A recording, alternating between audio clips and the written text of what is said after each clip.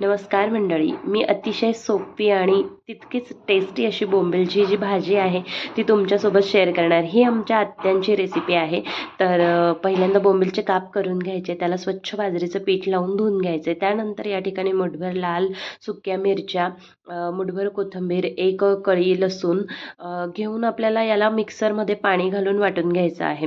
तर तुमच्याकडे जर लाल सुक्या मिरच्या नसतील तर या ठिकाणी तुम्ही 2 चमचे मोठं लाल तिखट घालून ते बारीक करून घ्या.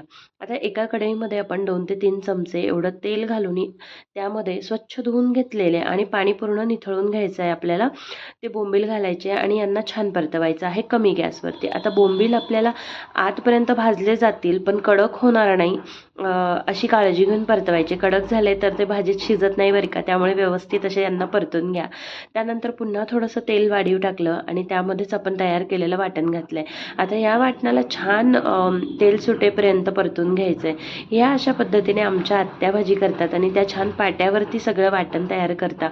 ही भाजी खाण्यासाठी इतकी छान लागते, त्याची चव मी तुम्हाला शब्दात नाही सांगू शकत. एकदा तुम्ही नक्की ट्राय करून बघा, खूप छान लागते.